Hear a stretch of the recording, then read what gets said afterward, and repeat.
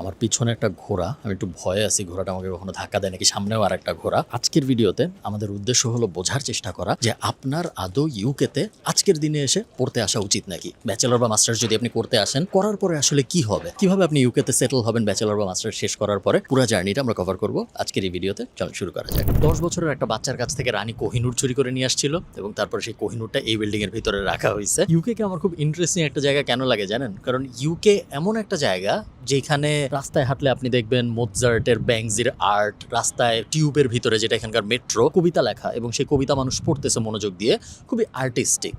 আর একই সাথে আমার একটু ভয়ও লাগতেছে যে এই ক্যামেরাটা কেউ টান দিয়ে নিয়ে যেতে পারে, কারণ ওই অ্যাঙ্গেলও আছে আবার ইউকের ভিতরে। ইউকেতে পৃথিবীর ইউরোপের সবচেয়ে বড় বড় উঁচা উঁচা বিল্ডিং গুলার কয়েকটা আছে, আবার একই সাথে ইউকেতে পৃথিবীর সবচেয়ে পুরান বিল্ডিং গুলার কয়েকটাও আছে। এত অদ্ভুত ডায়কোটমি এবং এত রিচ কালচার পৃথিবীর খুব কম দেশেই আছে যেটা ইউকের আছে। আজকে আমরা একটা কমপ্লিট ভিডিও বানাবো বোঝার জন্য আপনার ইউকেতে পড়তে আসা উচিত নাকি উচিত না। আমি প্রায় 15 জন বাংলাদেশি স্টুডেন্টের সাথে কথা বলেছি এবং তারা সবাই গত 3-4-5 বছরের মধ্যে ইউকেতে আসছে এবং কাজকর্ম শুরু করছে। তাদের সাথে আমি প্রত্যেকটা ব্যাপার নিয়ে কথা বলেছি। চাকরি পাওয়া কঠিন নাকি সহজ, স্পন্সর্ড জব ম্যানেজ করা কঠিন নাকি সহজ, পার্ট টাইম জবের অবস্থা কিরকম, কি পড়া উচিত কি পড়া উচিত না। চলেন অ্যাকচুয়াল ভিডিওটা শুরু করি। আমার ধারণা এই ভিডিওটা দেখার পরে আপনি পুরোপুরি ক্লিয়ার হয়ে যাবেন এই ব্যাপারটা নিয়ে যে আপনার দ্য গ্রেট ইউনাইটেড কিংডমে পড়তে আসা উচিত নাকি উচিত না। চলেন শুরু করি ভিডিওটা। ওকে, হায়ার স্টাডির জন্য ফার্স্টেই আমি যে কাজটা করব সেটা হলো ফিগার আউট করা আমি কি পড়তে চাই, কোন সাবজেক্টে আমি মাস্টার্স করব, কোন সাবজেক্টে আমি ব্যাচেলর করব। ইউকের জন্য অনেকে ব্যাচেলরও করতে চায়, যেটা লজিক্যাল। অন্যান্য কোনো দেশে আমি অ্যাকচুয়ালি ব্যাচেলর করতে কাউকে রেকমেন্ড করি না, নিজের দেশে ব্যাচেলর করতে রেকমেন্ড করি, বাট ইউকের ক্ষেত্রে আলাদা, কারণ ওই 4 বছরও সিটিজেনশিপের পথে অ্যাড করা সম্ভব। কিভাবে ফিগার আউট করবেন আপনি কি পড়তে চান, এটা 3টা উপায় আছে। 1 নম্বর উপায় হলো আপনি যেই সাবজেক্টে ব্যাচেলর করছেন ওটার একটা সাব সেগমেন্টে আপনি মাস্টার্স করবেন। আমার পার্সোনাল এক্সাম্পল যদি আমি বলি, আমি ব্যাচেলর করেছিলাম মার্কেটিংয়ে, এই কারণে আমি মাস্টার্স করেছিলাম ডিজিটাল মার্কেটিংয়ে। ডিজিটাল মার্কেটিংয়ের একটা সাব সেগমেন্ট। মার্কেটিং অনেক বড় একটা দুনিয়া, ডিজিটাল মার্কেটিং ওটার মধ্যে একটা স্পেসিফিক দুনিয়া, ওইটার বিষয়ে আমি মাস্টার হইতে চাইছিলাম, যে কারণে আমি মাস্টার্স করছিলাম ডিজিটাল মার্কেটিং। সো এটা একটা অ্যাঙ্গেল হতে পারে, আপনি যে সাবজেক্টে ব্যাচেলর করছেন ওটা একটা সাব সেগমেন্ট আপনি মাস্টার্সের জন্য ব্যবহার করতেছেন, এটা একটা উপায়। দ্বিতীয় উপায় হলো আপনি দুনিয়া কোন দিকে যাচ্ছে দেখতেছেন এবং ওই দুনিয়া যেদিকে যাচ্ছে ওগুলোর কোনো একটার ভিতরে আপনি ঢুকতে চান। মাস্টার্সটা আপনি ব্যবহার করবেন ব্রিজ হিসেবে আপনার ব্যাচেলরের সাথে, যেন আপনি ওই দুনিয়ায় ঢুকতে পারেন। ফর এক্সাম্পল, আপনি ব্যাচেলর করছেন অ্যাকাউন্টিংয়ে, এখন আপনি দেখলেন দুনিয়া চলতেছে এআই এ, দুনিয়া চলতেছে মেশিন লার্নিংয়ে, দুনিয়া চলতেছে ডেটা অ্যানালিটিক্সে ইত্যাদি। আপনি তো সরাসরি অ্যাকাউন্টিংয়ে বা অন্য কোনো একটা সাবজেক্টে ব্যাচেলর করে এই দুনিয়ায় ঢুকতে পারতেছেন না। এখন আপনি মাস্টার্স করলেন ডেটা অ্যানালিটিক্সের উপরে বা এআই রিলেটেড কোনো একটা ডেটা রিলেটেড ফিল্ডে, বা বুঝতে পারতেছেন আমার পয়েন্টটা, এমন একটা কিছুতে যেটা আপনার ওই ব্যাচেলরের সাথেও যায়, আবার আপনি যেই জবের দুনিয়া যেতে চাচ্ছেন ওটার সাথেও যায়। মাস্টার্সটাকে আপনি ব্রিজ হিসেবে ব্যবহার করতেছেন যেন তারপরে আপনি ওই ক্যারিয়ার রোলে প্রবেশ করতে পারেন। থার্ড উপায়, আপনার ছোটবেলা থেকে একটা পছন্দ ছিল বা বড় হওয়ার পরে আপনি ভেবেছেন যে হ্যাঁ, আমি আমার ক্যারিয়ার এরকম হবে, আমি রোবট নিয়ে কাজ করব, আমি অ্যাস্ট্রোফিজিক্স নিয়ে কাজ করব, আমি অমুক জিনিস নিয়ে রিসার্চ করবো। আপনি ভাবছেন লং টার্মে যে আমার জীবন হবে এরকম। ওই জীবন হওয়ানোর জন্য একটা স্পেসিফিক সাবজেক্ট আছে বা একটা লিস্ট অফ সাবজেক্টস আছে যেগুলো আসলে পড়া উচিত, ওগুলোর দিকে যাবেন আপনি। এই 3টার কোনোটা যদি আপনার সাথে না মিলে সেক্ষেত্রে আপনি একটা হ্যাক ইউজ করতে পারেন, সেটা হলো government.uk যে ওয়েবসাইট, সেই ওয়েবসাইটে ওরা রেজিস্টার অফ লাইসেন্সড স্পন্সর্স ওয়ার্কার্সের একটা লিস্ট পাবলিশ করে, একটা বিশাল সিএসভি ফাইল। এই ফাইল মূলত কি? এই ফাইল মূলত হলো লিস্ট অফ কোম্পানিজ, যেই কোম্পানিরা ইউকেতে আপনাকে স্পন্সর করতে পারে, আপনাকে একটা স্পন্সর্ড জব দিতে পারে আপনার মাস্টার্স শেষ হওয়ার পরে। কথা হলো এখানে অনেকে কনফিউজড হয়ে যায়, কারণ এই জিনিসটা ভেঙে বোঝা জরুরি। অনেকেই আমাকে বলে, যেহেতু আমি আয়ারল্যান্ডে থাকি, যে ভাই আমি ইউকে যাব না, আমি আয়ারল্যান্ডে যাব, কারণ ইউকেতে সবাই স্পন্সর করতে পারে না, আয়ারল্যান্ডে সব কোম্পানি স্পন্সর করতে পারে। ইউকেতে একটা নির্দিষ্ট লিস্টই আছে, যে লিস্ট আমি আপনাদের দেখাবো একটু পরে, যে এই লিস্টের কোম্পানিরাই স্পন্সর করতে পারে, সবাই পারে না। ওনারা যে জিনিসটা ভুলে যায় সেটা হলো ইউকে পৃথিবীর 5th লার্জেস্ট ইকোনমি, কখনো কখনো 6th, কখনো কখনো 4th। যদিও ইউকেতে সবাই স্পন্সর করতে পারে না, বাট যেই কোম্পানির লিস্ট যারা স্পন্সর করতে পারে, এই লিস্ট আয়ারল্যান্ডের টোটাল কোম্পানির সাইজের থেকেও অনেক সময় বেশি হয়ে যায়। তার কারণ আয়ারল্যান্ডের জনসংখ্যা 50 লাখ মাত্র, কতগুলাই বা কোম্পানি আছে। এটা একটা খুব সহজ এক্সাম্পল হলো, মনে করেন আপনি একটা ফিল্ডে পড়তে চান, ধরেন নার্সিং, আপনি লিঙ্কডিনে যাবেন বা আপনি ইন্ডিডে যাবেন, নার্সিং রিলেটেড একটা জব রোল লিখবেন এবং তারপরে একবার কান্ট্রিতে আয়ারল্যান্ড লিখবেন, একবার কান্ট্রিতে ইউকে লিখবেন। আপনি দেখবেন কোনো সময় এমন হবে না যে ইউকেতে অপরচুনিটি আয়ারল্যান্ডের থেকে কম, সবসময় ইউকেতে অপরচুনিটি আয়ারল্যান্ডের থেকে অনেক বেশি থাকবে, তার কারণ বড় মার্কেট, অনেক বেশি কোম্পানিজ। সো এই ব্যাপারটা নিয়ে অনেকে বিভ্রান্ত হয়েছে যে ইউকেতে সবাই স্পন্সর করতে পারে না, আয়ারল্যান্ডে সবাই স্পন্সর করতে পারে, এই কারণে আমি আয়ারল্যান্ডে যাবো। বাট নেট নাম্বার, আয়ারল্যান্ডে সবাই স্পন্সর করতে পারে, বাট ওই টোটাল কোম্পানির সাইজ 50টা। ইউকে তো সবাই পারে না, একটা ছোট লিস্টের পারে, বাট ওই ছোট লিস্টের সাইজই 2000। আমি কি বোঝাইতে পারছি কি বলতেছি? তো আপনি এই লিস্টটা ডাউনলোড করবেন। এই লিস্টটা কিন্তু চেঞ্জ হয় কারণ নতুন নতুন কোম্পানি স্পন্সরশিপ পায়। এবং তারপরে এই লিস্ট আমি এখানে ওপেন করে রাখছি, আমি আপনাদের দেখাই। এই যে সো এই লিস্টে আপনি দেখতে পারবেন কোম্পানির নাম, যেই কোম্পানিদের পারমিশন আছে মেইনলি যে কাউকে স্পন্সর করার জন্য। মেইনলি আমরা যে জিনিসটা বোঝার চেষ্টা করতেছি সেটা হলো আমরা এই প্রত্যেকটা কোম্পানি লিখে গুগল করব, গুগল করে তাদের ক্যারিয়ার পেজ বের করার চেষ্টা করব, অথবা জব প্ল্যাটফর্ম যেগুলো আছে বা এই কোম্পানির নাম প্লাস হায়ার লিখে আমরা গুগলে সার্চ দিয়ে দেখব যে সাধারণত এই কোম্পানিগুলো কিরকম রোলের মানুষ খুঁজে। এরা যেহেতু স্পন্সর করতে পারে, আমরা বোঝার চেষ্টা করব গত 2-3 বছরে কি কি রোলের মানুষ এরা খুঁজছে, এদের জব ডেসক্রিপশনের ভিতরে কি ছিল। তারপরে আমরা দেখব আমি কি পড়লে এই জব ডেসক্রিপশনে যা যা বলছে এগুলোর সাথে আমার মিলবে। বুঝতে পারতেছেন? আমরা একটু উল্টায় খাওয়ার চেষ্টা করতেছি। আমরা ফার্স্টে দেখতেছি কোন কোম্পানিরা স্পন্সর করতে পারে এবং তারা সাধারণত কিসের কিসের জন্য হায়ার করে। এরপরে আমরা এমন একটা সাবজেক্টই পড়ার চেষ্টা করতেছি যাতে করে আমি যখন ওই কোম্পানিতে অ্যাপ্লাই করব আমার জন্য জীবনটা একটু সহজ হয়, কারণ আমি অলরেডি জানি যে এরা এরকম ডিগ্রি চায়। আসলে আমার একটা ভাইয়ের সাথে কথা হয়েছিল, আমি লাস্টবার যখন ইউকে গিয়েছিলাম এই ভিডিও করার আগে রিসার্চ করার জন্য। আমি নাম বলতেছি না কারণ নাম জানা হয়তো আপনাদের জন্য জরুরি না, বাট একটা ব্যাপার জেনে রাখেন যে এরা সবাই অসাধারণ মানুষ যারা আমাকে সময় দিয়েছে 15 জনের মতো, এবং এদের কারোরই সময় দেওয়ার দরকার ছিল না, কোনো না দিলেও হইতো, বাট তারপরেও এরা দিয়েছেন। এবং এরা সবাই গত 5 বছরের ভিতরে ইউকে গেছে এবং সবাই এই মুহূর্তে স্কিলড এমপ্লয়মেন্ট ভিসায়। কেউ উল্টাপাল্টা কোনো কিছুতে নাই, কোনো অ্যাসাইলাম সিকার এরকম না, কেউ কিছু খুঁজে পাচ্ছে না এরকম না, সবাই একদম মানে সিটিজেন না, but well on their path to citizenship. তারা অ্যাডমিশন শেষ করছে, তারা জবের ভিসা পাইছে, তারপর তারা জব খুঁজে পাইছে এবং তারা আমাকে অনেক হেল্প করছে ইনফরমেশন দিয়ে। তো এই ভাইয়া বলতেছিলেন যে আপনি যত স্পেসিফিক হইতে পারেন আপনার এডুকেশন রিসার্চের ক্ষেত্রে, কোন সাবজেক্টে আপনি পড়বেন এটার বিষয়ে আপনি যত স্পেসিফিক হইতে পারেন তত ভালো। সো র্যান্ডম সাবজেক্ট যেগুলো আসলে সাবজেক্ট না, বাংলাদেশে আমরা বলি বিবিএ, যেটা আসলে কিছুই শিখায় না, র্যান্ডম একটা সাবজেক্ট, অনেক কিছু জোড়া দিয়ে একটা সাবজেক্ট, এরকম সাবজেক্ট কিন্তু ইউকেতেও আছে। ম্যানেজমেন্ট, বিজনেস ম্যানেজমেন্ট, এই টাইপ কিছু র্যান্ডম সাবজেক্ট কিন্তু ইউকেতেও আছে, ওগুলায় অ্যাভয়েড করা ভালো। যত স্পেসিফিক সাবজেক্ট আপনি পড়তে পারেন, যে একটা জিনিসই আমি শিখবো, নিউক্লিয়ার পাওয়ার প্ল্যান্ট ম্যানেজ করার উপরে আমি একটা মাস্টার্স করবো, যত স্পেসিফিক আপনি যাইতে পারেন তত ভালো। এই বিষয়ে উনি একটা কথা বলছে। আমাকে বলেন ভাইয়া, আপনি কে, আপনার নাম পরিচয় কি? সো আমার নাম হচ্ছে সাকিব আহমেদ, আর আমি এই তো ইউকেতে কাজ করি, পড়াশোনা শেষ করে। সাকিব ভাই, আপনি আমাকে বলেন আপনি ইউকেতে আসছেন কবে? 2021 ডিসেম্বরে। তারিখ বলেন। আচ্ছা, 29 ডিসেম্বর। এখন যে বা যারাই শুনছেন তাদের যদি ইউকেতে পার্টিকুলারলি আসার ইচ্ছা থাকে, I would say as I said যে সেলফ অ্যাওয়ারনেস খুব ইম্পর্টেন্ট। অ্যান্ড কেউ যদি এরকম হয়ে থাকে যে তারা তাদের আর্লি 20s-এ আসতে চাচ্ছে, সো অনেক রকমের মানে ফ্যাক্টর অনেক ডিফারেন্ট হয় আর কি। যদি এরকম হয়ে থাকে আমার মতো লেট 20s-এর দিকে আসতে যাচ্ছে, 27, 28, হয়তো 3-4 বছর একটা ক্যারিয়ারও বাংলাদেশে আছে, মোটামুটি একটা ফ্যামিলি রিলেশনশিপ, এই জায়গাগুলো অনেক সর্টেড। সো তাদের জন্য আসলে সেলফ অ্যাওয়ারনেস খুবই ইম্পর্টেন্ট, খুবই ইম্পর্টেন্ট। অ্যাজ ইন অনেক মানুষ খুব শ্যালো চিন্তাভাবনার উপর দিয়ে চলে আসে, আচ্ছা দূর বাংলাদেশ ভালো লাগছে না, বা এই দেশে ট্রাফিক অনেক বেশি, বা অনেক রকমের শ্যালো ফ্যাক্টরস থাকে। বাট আমার কাছে মনে হয় যে চিন্তাগুলো আরেকটু সলিডিফাই, মানে আরেকটু কাগজ কলম নিয়ে করা উচিত। যেরকম আমি কি চাই, আমি কি আসলে ক্যারিয়ার চাই, আমি কি এখানে সেটেলমেন্ট চাই, আমি কি এখানে টাকা বানাতে চাই, বা হোয়াট ডু আই ওয়ান্ট, এই জিনিসটা খুব খুব ক্রিটিক্যালি অ্যানালাইসিস করা উচিত, মানে বিফোর এনিথিং। তারপরে নিজের কোন জিনিসটা ভালো, কোন জিনিসটা খারাপ, কোন জিনিসটাকে আমার অপটিমাইজ করা উচিত, কোন জিনিসটাকে আমার একদম আনলার্ন করা উচিত, এই জিনিসগুলোও দেখা ইম্পর্টেন্ট। বিকজ যখন আমরা বাইরে আসি আমরা নিজেদের সাথে অনেক প্র্যাকটিস নিয়ে আসি, যে প্র্যাকটিসগুলো আসলে এখানে ইভেনচুয়ালি কোনো কাজে আসে না, সো ওগুলো আমাদেরকে একটু ভুলে যেতে হয়। তো সেলফ অ্যাওয়ারনেস যত বেশি, আপনার প্র্যাকটিসটা অনেক তত বেশি আপনি জানবেন যে কোন কোর্স করতে আসা উচিত, এখানে তারপরে কি করা উচিত, এর পরের স্টেপস কী হওয়া উচিত। সো এই জিনিসটা জানা উচিত, নিজের স্কিলস কি সে অনুযায়ী একটা কোর্স ঠিক করা, অ্যান্ড কী করতে চান সেটা ঠিক করা। তাহলে হবে কি, যেমন আমার নিজের ইউনিভার্সিটি কিন্তু ছিল হচ্ছে একটা রাসেল গ্রুপের অন্তর্গত একটা ইউনিভার্সিটি ছিল। সো আমার মাইন্ডসেট ছিল যে আচ্ছা রাসেল গ্রুপের university, that's a thing. But eventually ওই জিনিসটা অন্যরকম হয়। সো মানে it take things by heart. আরে রাসেল গ্রুপ থেকে পড়ো কিছু হলো না, ব্যাপারটা এরকম আর কি। সো সেলফ অ্যাওয়ারনেস খুবই ইম্পর্টেন্ট। তাহলে আপনার জন্য ইউনিভার্সিটি ম্যাটার করবে না, কোর্স ম্যাটার করবে না, কোনো কিছুই ম্যাটার করবে না যদি আপনি জানেন যে হোয়াট ইউ আর ডুইং। আর হচ্ছে জেনেরিক কোনো কোর্সে প্লিজ আসবেন না। অনেকে অনেক কিছু হয়তো বলতে চাবে যে ইন্টারন্যাশনাল বিজনেস পর অনেক কিছু করা যায়, টু বি অনেস্ট কিচ্ছু করা যায় না। The maximum you can get is 2 years।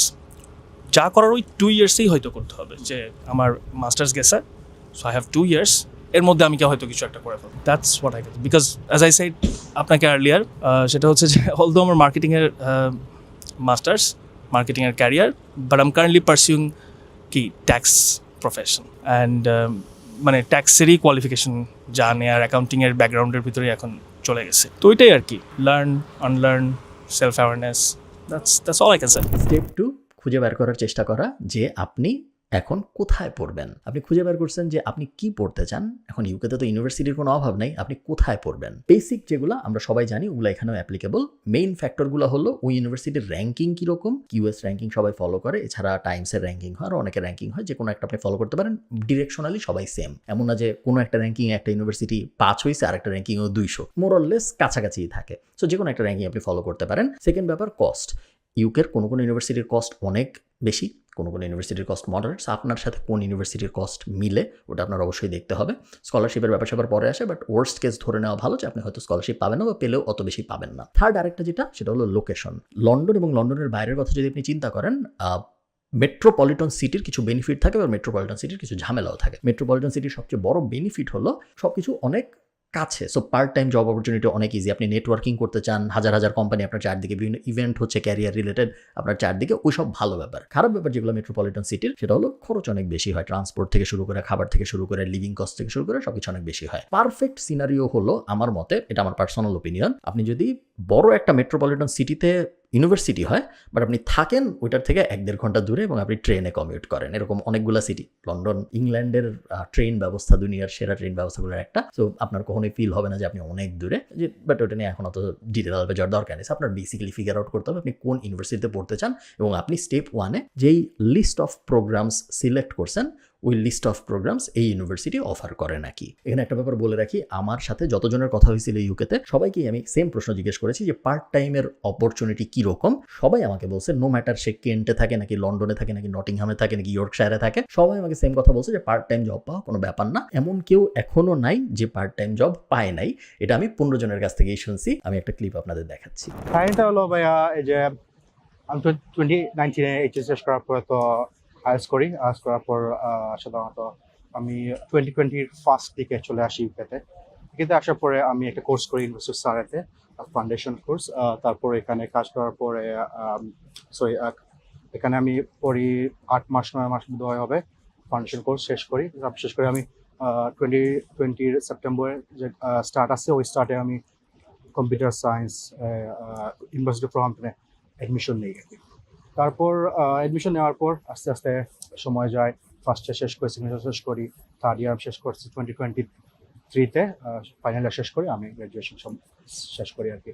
Part time জবটা সহজ ছিল ওই সময়, আমি সমস্যা করি বা এখনো সহজ আছে। সহজ কি কেন বললাম আমি, আপনি ইউকেতে আপনি ওই যে বিভিন্ন পার্ট টাইম জবের জন্য আলাদা সাইট আছে, বা অনলাইনে আপনি অনেক সহজে পেয়ে যাবেন, বা আপনার নেটওয়ার্কিংটা যদি ভালো হয়, আপনার যদি কাউকে জানাশোনা থাকে। আমরা যারা বাংলাদেশি আছি, বাংলাদেশি ভাইয়েরা আমাদেরকে হেল্প করে, যারা সিনিয়র আছে ওরা আমাদেরকে হেল্প করে, ওদেরকে বলে রাখলে হয় যে ভাই আমাকে, ওরা কানেকশন দিয়ে কানেকশন হয়ে যায় একটা ওয়েতে। আর সেকেন্ড ওয়েতে আপনি অনলাইনেও বিভিন্ন সাইট আছে, ইন্ডিটেও পাওয়া যায়। আপনি রেসপন্স করেন, কেউ রেসপন্স করেন, আপনি মনে হয় 30টা অ্যাপ্লিকেশন করলেন, তারপরে 5টা 6টা আপনাকে রেসপন্স করবে ব্যাক করে। আপনার এর সেটা ভালো। ওকে, সো আমরা ইউনিভার্সিটি সিলেক্ট করে ফেলছি, আমরা প্রোগ্রাম সিলেক্ট করে ফেলছি, এখন আমাদের অ্যাপ্লিকেশন করার কথা। একটা ইউনিভার্সিটিতে অ্যাপ্লাই করতে মোর অরলেস সবাই সেম জিনিস চায়। কি কি চায়? ইউনিভার্সিটির ট্রান্সক্রিপ্ট। সো আপনার ব্যাচেলরের ট্রান্সক্রিপ্ট লাগবে যদি আপনি মাস্টার্স অ্যাপ্লাই করেন। সবাই এসএসসি এইচএসসি ট্রান্সক্রিপ্টও চায়, সার্টিফিকেটও চায়। প্রফেশনাল সার্টিফিকেট হইলেও হয়, আসলটা লাগে না। এছাড়া সবাই ইংলিশ ল্যাঙ্গুয়েজ প্রফিসিয়েন্সি চায়। সো ইংলিশ ল্যাঙ্গুয়েজ প্রফিসিয়েন্সির জন্য আমার আইএলস অথবা টোফেল, এই দুইটা সবচেয়ে জনপ্রিয়। অনেকে পিটিই দেয়, পিয়ারসন টেস্ট অফ ইংলিশ, ওটাও চলে অনেক সময়, ইউকের অনেক জায়গায় অ্যাকসেপ্ট করে। খুব কম ইউনিভার্সিটি আছে যারা MOI, ওই যে মিডিয়াম অফ ইনস্ট্রাকশন, এইসব জিনিসপত্র অ্যালাউ করে। বাট এই ইউনিভার্সিটিগুলো সাধারণত ভালো ইউনিভার্সিটি হয় না। ভালো ইউনিভার্সিটি না দেখেই ওরা আসলে এইসব জিনিসপত্র অ্যালাউ করে। ওগুলোকে অ্যাভয়েড করতে পারলে ভালো। হয়তো আপনাকে নিবে, বাট ওখানে যে আপনি খুব বড় কুতুব হয়ে যাবেন এরকম আমার মনে হয় না। ওগুলোকে যদি আপনি অ্যাভয়েড করতে পারেন তাহলে ভালো। না পারতে অনেকের হয়তো ওগুলো তাও নিতে হয়, বাট না পারতে অ্যাভয়েড করা ভালো। সো এই কয়টা জিনিস আমার বেসিক লাগবে। এছাড়া আপনার লাগবে SOP, আপনার লাগবে অ্যাটলিস্ট 2টা রেকমেন্ডেশন লেটার। আপনি যদি কাজ করে থাকেন তাহলে আপনার লাগবে ওয়ার্ক এক্সপিরিয়েন্স লেটার।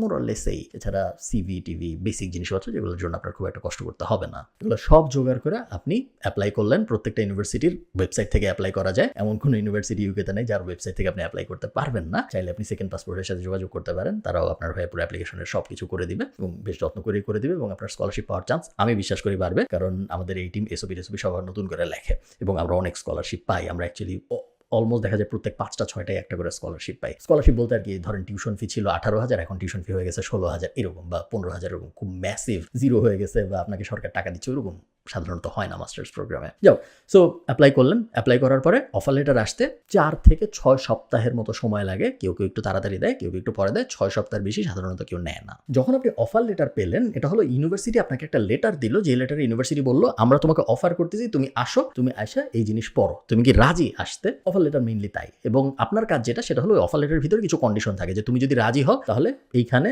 1,000 ইউরো পাঠাইতে হবে, বা এখানে 500 পাউন্ড পাঠাইতে হবে। এক এক ইউনিভার্সিটি এক এক রকম অ্যাডভান্স চায়। ওইটা দিয়ে আপনার সিটটা কনফার্ম করতে হবে, যে হ্যাঁ আমি প্রমিস করতেছি আমি আসবো তোমার এখানে মাস্টার্স করতে। এটা যখন আপনি করবেন, তখন ইউনিভার্সিটি আপনাকে একটা লেটার ইস্যু করবে, যেটাকে বলে ক্যাশ লেটার। ক্যাশ কথাটার মানে হলো confirmation of acceptance for studies, সংক্ষেপে ক্যাশ বলে। মেইনলি একটা 14 ডিজিটের নাম্বার, যেই নাম্বারটা আপনাকে যখন ইউনিভার্সিটি দিবে, এই নাম্বারের সাথে আপনার সব কিছু কানেক্টেড, আপনার সব ডকুমেন্ট কানেক্টেড, আপনি কি পড়তে যাচ্ছেন, কোথায় পড়তে যাচ্ছেন, ইউনিভার্সিটি আপনার কি কি ডকুমেন্ট পাইছে এখন পর্যন্ত, সব কানেক্টেড। এবং এই ক্যাশ নাম্বারটা আপনার লাগবে। ক্যাশ নাম্বার ছাড়া আপনি ভিসার অ্যাপ্লাই করতে পারবেন না। ক্যাশ নাম্বার যখন আপনি পেয়ে গেলেন, আপনার কাছে তো অলরেডি সব কিছু আছে, কারণ ইউনিভার্সিটিতে অ্যাপ্লাই করার সময় আপনি আপনার ব্যাচেলর সার্টিফিকেট, আপনার SSC HSC certificate, CV TV হাবিজাবি সব বানায় ফেলছেন। এখন আপনার একমাত্র যেই জিনিসটা ছিল না, ওটা একটু প্রিপেয়ার করতে হবে, সেটা হলো ব্যাংক স্টেটমেন্ট। আপনি যদি লন্ডনে যান, সেই ক্ষেত্রে আপনার 18 লাখ টাকার আশপাশে দেখাইতে হবে। আপনি যদি লন্ডন বাদে অন্য কোথাও যান, সেই ক্ষেত্রে আপনার 14 লাখ টাকার আশপাশে দেখাইতে হবে আপনার ব্যাংকে। বেশিরভাগ মানুষগুলো, এটার কোনো ফিক্সড কোনো ক্ল্যারিটি নেই যে কিভাবে দেখালে ভালো হয়, কিভাবে না দেখালে ভালো হয়, বাট মোরাললেস সবাই একই কথা বলবে যে ফিক্সড ডিপোজিট হলে কোনো সমস্যা নেই, রেগুলার অ্যাকাউন্ট হলে কোনো সমস্যা নেই, অ্যাটলিস্ট 28 দিন 6 মাস হলে ভালো হয়। এরকম হলো স্টেটমেন্টের নাম। 2-3টা ব্যাংক আছে যে ব্যাংকগুলো অ্যালাউড না, আপনি একটু রিসার্চ করে নেবেন। বাংলাদেশের সব ব্যাংকে কিন্তু ইউকে অ্যালাউ করে না। এই সব কাগজ আপনি গুছাবেন। এছাড়া আপনি আপনার পুলিশ ক্লিয়ারেন্স সার্টিফিকেট নেবেন, টিবি টেস্টের একটা সার্টিফিকেট লাগে, ঢাকা, চট্টগ্রাম, সিলেট সব জায়গায় টিবি টেস্ট করা যায়, খুব সহজ জিনিস। এই 2টা জিনিস করে তারপর আপনি ভিএফএস দিয়ে অ্যাপ্লাই করে ফেলবেন। ইউকের ভিসার সবচেয়ে ভালো ব্যাপার হলো ইউকের ভিসার ডিসিশন খুব তাড়াতাড়ি আসে। মোটামুটি 2-3 সপ্তাহের মধ্যে আপনি জেনে যাবেন। সাধারণত 15 ওয়ার্কিং ডেজ বলে যে আপনি কবে ইউকে যাচ্ছেন, আপনার ফ্লাই করতে হবে কবে থেকে কবে আপনাকে ভিসা দেওয়া হয়েছে। এই তো আপনি চলে আসলেন ইউকেতে এবং আপনি পড়াশোনা শুরু করলেন। আপনার মেইন কাজ, আপনি পার্ট টাইম জব করবেন, আপনি নিজেকে সাপোর্ট করার জন্য যা যা ইনকাম করার দরকার করবেন, বাট ভুলে যাবেন না আপনার মেইন কাজ পড়াশোনা করা। এমন কেউ নাই, আমার কিন্তু বন্ধুবান্ধব ইউকেতে কম নাই, অনেক বন্ধুবান্ধব আছে আমার ইউকেতে। আমার বেশিরভাগ বন্ধুবান্ধব অ্যাকচুয়ালি ইউকেতে গেছে, আয়ারল্যান্ডে খুব কম গিয়েছে।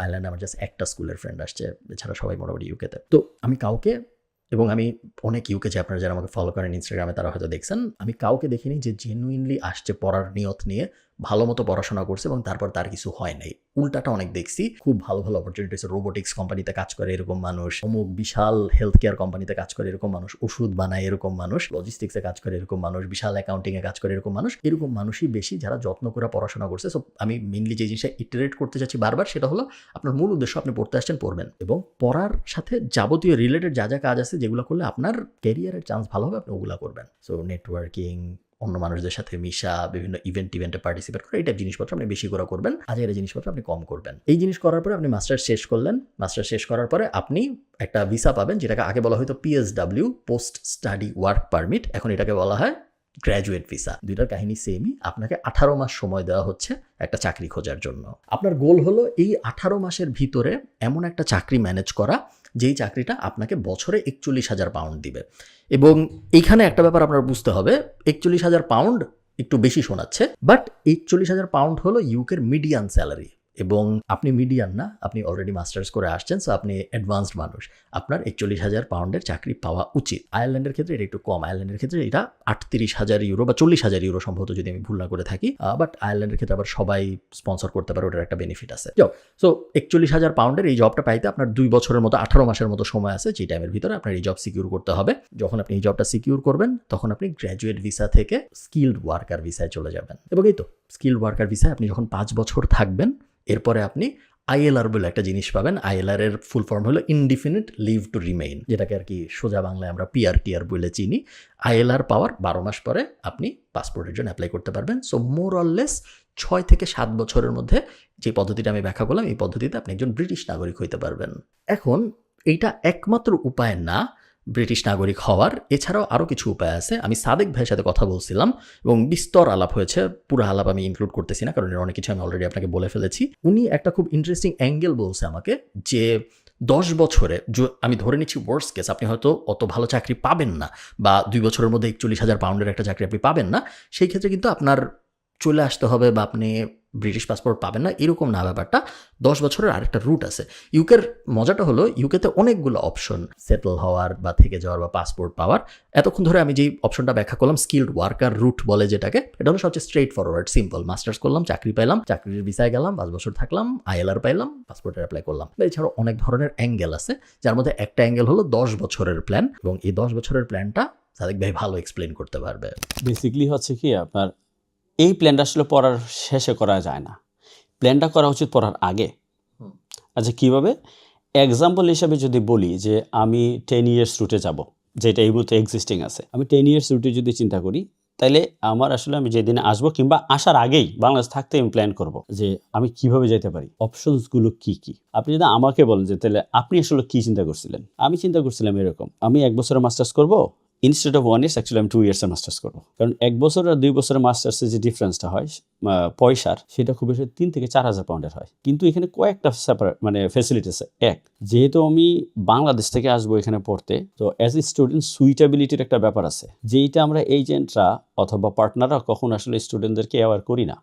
কেমন? ধরেন নর্থ সাউথ থেকে একটা ছেলে করে আসছে, ব্যাচেলর করে আসছে, আপনিও জানেন যে বাংলাদেশে আমরা অ্যাসাইনমেন্ট কীভাবে করছি আর এখানে আমরা অ্যাসাইনমেন্টস কীভাবে সাবমিট করি, দুইটার মধ্যে যখন পার্থক্য হয় তখন একটা লার্নিং ডিফিকাল্টিস থাকে। স্টুডেন্টরা যদি 2 বছর সময় নিয়ে আসে, তাইলে হয় কি, আসার পরে 6 মাস এটা অ্যাডজাস্ট হইলো, জিনিসগুলো শিখলো, আস্তে আস্তে ভালো একটা রেজাল্ট করে বের হতে পারে। 1 বছর হইলে 2টা প্রবলেম থাকে। এক হচ্ছে ফাইন্যান্সিয়াল একটা স্ট্রেস থাকে, যেমন পয়সাও দিতে হবে। সেকেন্ড হইলো আইসা অ্যাডাপ্ট করতে পারে না, এই জন্য ফেল করে অনেক পোলাপান। তো 2 বছর হইলে আমরা যেহেতু 10 ইয়ার্সে যেতে যাচ্ছি, প্রাইমারি যদি ওইটা হিসাব করি যে 2 বছর একটা মাস্টার্সে আসবো, আমি 2 বছর 4 মাসের ভিসা পাবো, হুইচ ইজ 28 মান্থস ভিসা। এরপরে আমি ধরেন PHW এই মুহূর্তে যারা এই দেশে ঢুকতেছে তাদের কথা যদি চিন্তা করি, তারা পাবে হচ্ছে 1.5 বছরের PHW, রাইট? তারা পাচ্ছে 18 মান্থসের। সো 18 মান্থস আর হচ্ছে 28 মান্থস হচ্ছে আমার 46 মান্থস। আমি কিন্তু টার্গেট করতেছি 120 মান্থস। হ্যাঁ, আমার 46 মান্থস হয়ে গেল। এরপরে আসলে আমার প্ল্যানটা কি? এরপরে প্ল্যানটা হচ্ছে, আমি সাধারণত যে স্টুডেন্টদেরকে সাজেস্ট করি বা আমাদের পরিচিতদেরকে সাজেস্ট করি, সেটা হচ্ছে আমরা কেরিয়ার কীভাবে বিল্ড করবো। এই জিনিসটা আমরা অনেকেই চিন্তা করি না।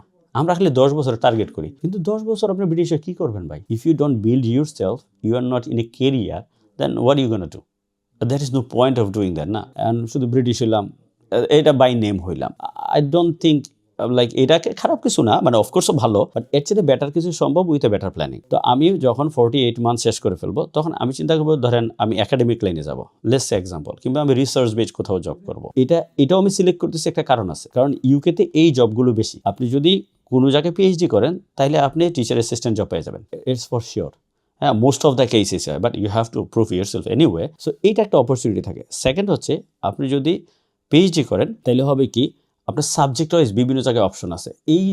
এই দেশে সবচেয়ে বড় ইন্ডাস্ট্রি হচ্ছে হেলথ কেয়ার। আপনি যদি PhD করেন, তাহলে আপনি ওই রিসার্চে দেখা যাবে NHS এ জব পাচ্ছেন। NHS এর জবটা আমি স্পেসিফিকলি কেন বললাম, কারণ NHS এর জবে যদি আপনি PhD করে NHS এর জবে ঢোকেন, তাহলে হবে কি, আপনি ওই 48 মান্থস ওখানে পাইলেন ভিসা, আবার এখানে পাবেন 3 বছরের 36 মাস plus 4 months extra, another 40 months. তাহলে হয়ে গেল 40 আর হলো 48, হয়ে গেল আপনি 88 মান্থস। এরপরে যদি আমি কোথাও একটা Tier 2 সিকিউর করতে পারি, তাইলে কিন্তু হয়ে গেল আমার, ব্যাপারটা বুঝতে পারছেন? তাহলে কিন্তু আমার 10 ইয়ার্স হয়ে গেল, another 36 months. So done. So that could be one way. তুমি যেটা ব্যাখ্যা করলো, এটা ছাড়াও আরও উপায় আছে।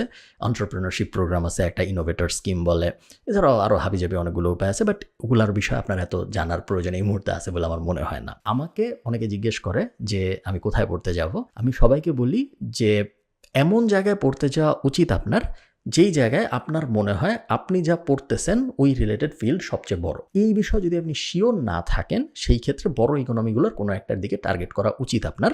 কারণ যখন পৃথিবীর অবস্থা খারাপ হয়, তখন মোটামুটি সবাই হিট খায়। যখন যুদ্ধ চলে বা যখন রিসেশন চলে বা যখন কোভিড চলে, সবাই মোটামুটি স্ট্রাগল করে, সব দেশই স্ট্রাগল করে, সব দেশেরই জব টবের অপরচুনিটি অনেক কমে যায়। বাট বড় বড় ইকোনমিগুলো তাও সার্ভাইভ করতে পারে, কারণ জাস্ট ইকোনমি বড়।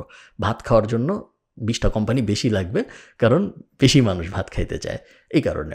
সো আমি সবসময় সবাইকে এটাই বলি যে যদি আমি আয়ারল্যান্ডে না যেতাম আমি অবশ্যই ইউকেতে যাইতাম, কারণ ইউকেতে আমি শিওর আমি অনেক ভালো একটা ক্যারিয়ার দাঁড় করাইতে পারতাম, যেটা আয়ারল্যান্ডের থেকেও ভালো হবে বলে আমি বিশ্বাস করি। এই তো, এর বাইরে আর তেমন মেজর কোনো কিছু জানার দরকার আছে আপনার বলে আমার মনে হয় না, যদি আপনি ইউকেতে পড়াশোনা করতে যেতে চান। তারপরে যদি আপনার কোনো প্রশ্ন থাকে আমাকে কমেন্টে জানান, আমি চেষ্টা করব উত্তর দেওয়ার। Thank you.